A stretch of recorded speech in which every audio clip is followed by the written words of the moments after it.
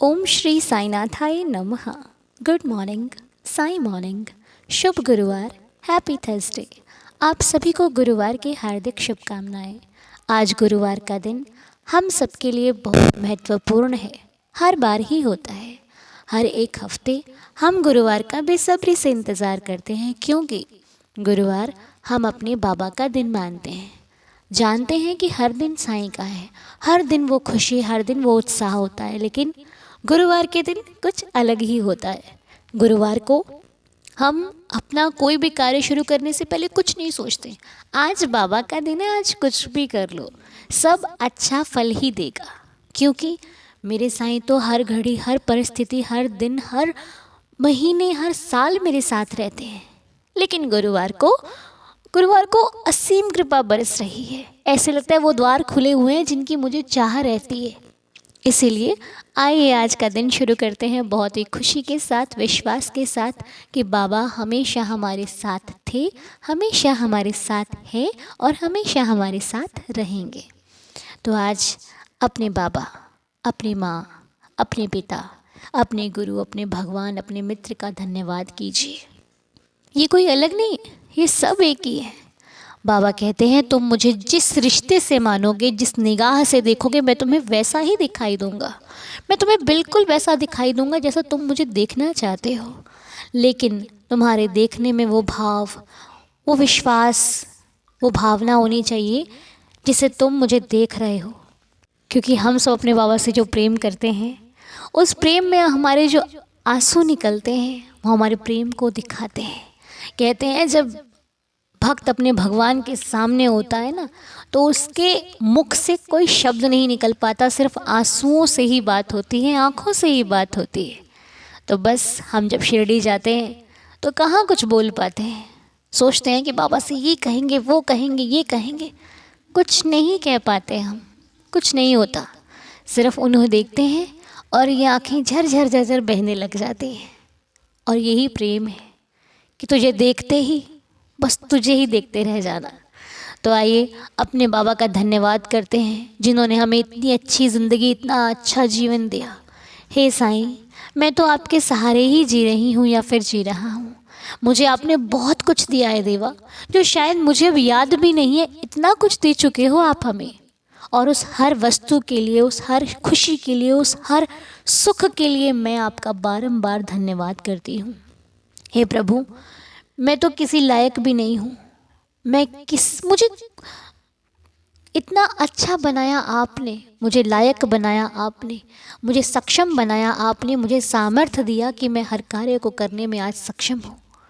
प्रभु, आपके बिना हम कुछ भी नहीं हैं। आपको देख देख कर ही हम जीते हैं और हमारे सारे काम आपकी कृपा से ही होते हैं। हे साईनाथ, मुझे जीवन देने के लिए, मुझे इतना अच्छा घर देने के लिए, इतने अच्छे परिवार के सदस्य देने के लिए, मुझे हर सुख देने के लिए आपका बारंबार धन्यवाद है। मैं सुख से भोजन कर भी सकती हूँ और बाकियों को करवा भी सकती हूँ। इसके लिए आपका बहुत बहुत शुक्रिया। मुझे कहीं चोट लगने से पहले बचा लेते हो, इतनी बड़ी चोट को छोटी सी कर देते हो। मैं कहीं भी जाती हूँ, किसी काम के लिए अपने साईं से कहती हूँ, वो काम हो जाता है। भले देरी से होता है, लेकिन बाबा मुझे वही देते हैं जो मेरे लिए अच्छा होता है। आपने कभी मुझे गलत रास्ते पर नहीं जाने दिया साईं, हमेशा हमें बचा कर रखा, हमेशा सही रास्ते पर लगाया, सच को सच कहना सिखाया, झूठ से हमें दूर रखा। और झूठ से, अब तो कोई झूठ कहता है ना तो लगता है नहीं, झूठ मत कहो, जो है सच कह दो। कहते हैं भी सच कह के मेरा दिल तोड़नी, पर झूठ कह के मेरा यकीन न तोड़ना। सच कह के दिल तोड़ देना सही है, लेकिन झूठ बोलकर किसी के विश्वास को तोड़ना बहुत गलत बात है। जो बात है सच कह देनी चाहिए, ताकि कल को हमें फिर कोई और झूठ ना खड़ा करना पड़े। झूठ पे झूठ, झूठ पे झूठ करते करते हमारी झूठ बोलने की आदत पड़ जाती है, जो कहीं ना कहीं किसी ना किसी दिन हमें ही उस जगह पर खड़ा कर देती है जहाँ पर हम ही झूठे कहलाए जाते हैं, और फिर हमारा ना मान होता है ना सम्मान होता है। क्योंकि झूठ हमेशा हमें नीचे गिराता है और सच्चाई हमेशा हमें ऊपर लेकर जाती है। आज ये ज़माना है कि सच बोलने वाले को कोई सच्चा नहीं समझता, ये बात सच है। आज अगर हम सच बोलते हैं ना तो लोग कहते हैं ये झूठ बोल रहा है, और झूठ बोलने वाला जो बढ़ा चढ़ा कर अच्छे से पॉलिश करके दिखाता है वो कहते हो ये सच बोल रहा है। लेकिन याद रखिए, सिर्फ इंसान ही आपको झूठ मानेगा। आप उस जगह पर सच्चे हो जहाँ पर आपको सच्चा होना चाहिए। जब हम सच बोलते हैं ना तो हाँ, ये दुनिया हमें झूठ समझती है, लेकिन हमारा भगवान कहता है बेटा तूने बहुत अच्छा किया, तू चिंता मत करना, तेरी सच्चाई मैं सबके सामने लाऊंगा। अकेले रहना सच बोलकर सही है, लेकिन झूठ के 70 साथी हो जाएं वो भी खराब है, क्योंकि उन 70 साथियों पे भारी पड़ेगा आपका भगवान। जिस दिन भगवान ने मुख मोड़ लिया ना इनसे, उस दिन ये 70 भी काम नहीं आएंगे। इसीलिए सच्चाई की राह पर चलना अत्यधिक अच्छा है, भले हम अकेले ही क्यों ना हो। भले हमसे कोई बात करे ना करे, हम अकेले चल रहे हैं ठीक है, लेकिन हम झूठ नहीं पकड़ेंगे। झूठ में बहुत साथी हैं, लेकिन सच का साथी सिर्फ सच ही है, और सच में भगवान है, ठीक ना। इसलिए हमें क्या करना है, सच्ची राह पर चलना है। वो हमने बचपन में पढ़ा था ना कि साच बराबर तप नहीं और झूठ बराबर पाप, जाके हृदय साच है ताके हृदय आप।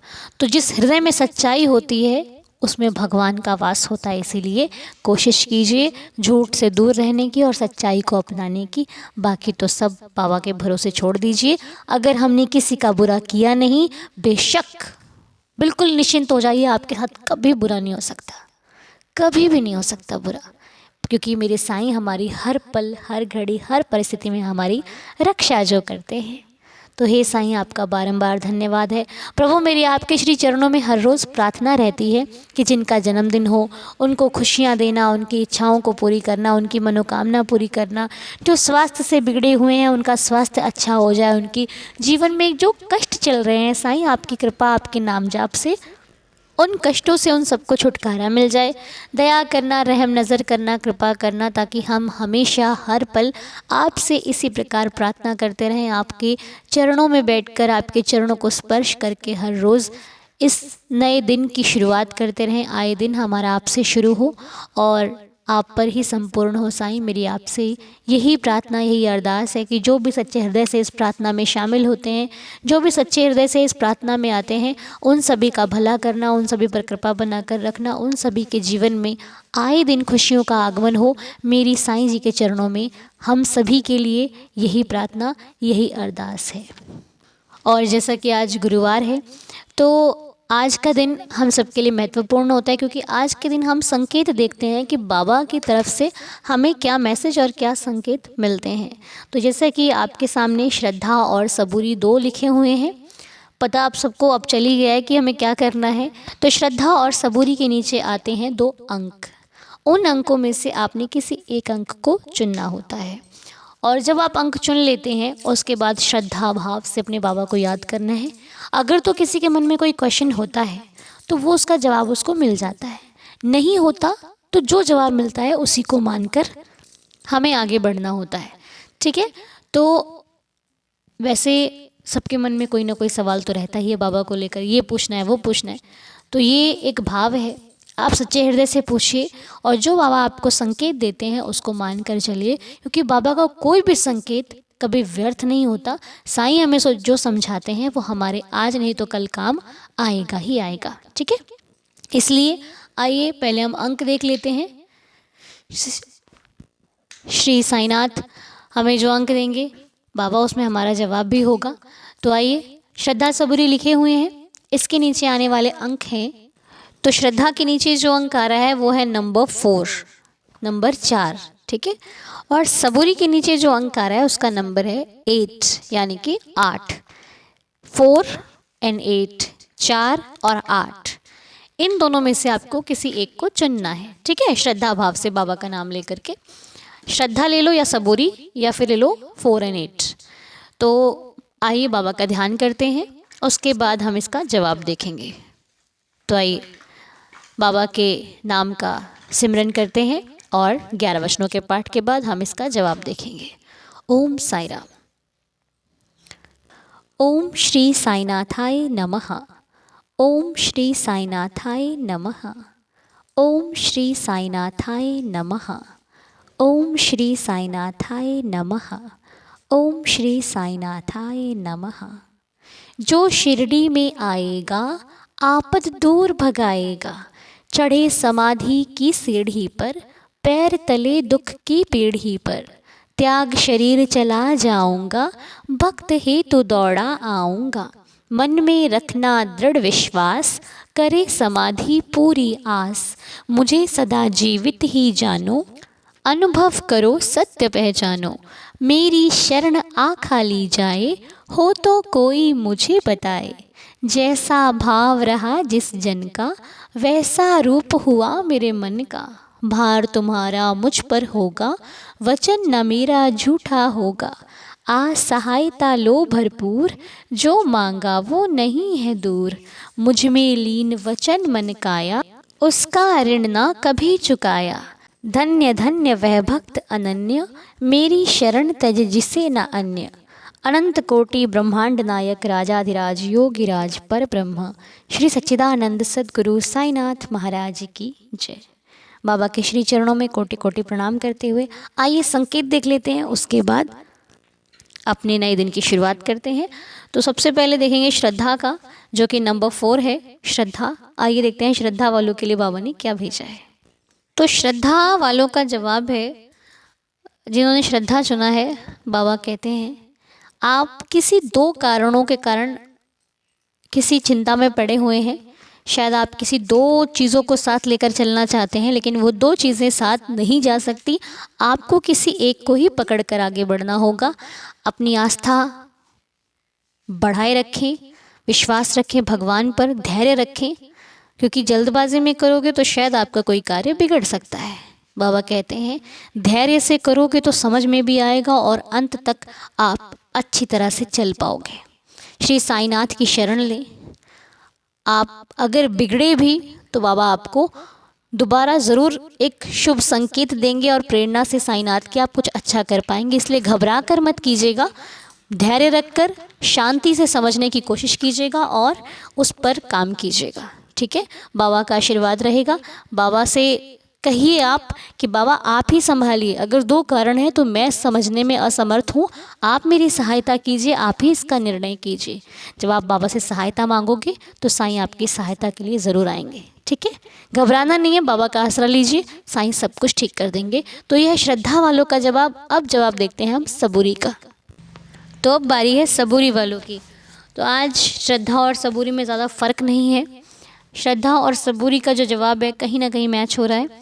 बाबा कहते हैं बिना सोचे विचारे किसी की बातों में आकर अगर आप कोई कार्य करते हो तो उसमें कहीं ना कहीं हानि आपको उठानी पड़ सकती है, क्योंकि सामने वाला आपके लिए शुभ सोच रहा है या अशुभ सोच रहा है ये आप नहीं जान सकते।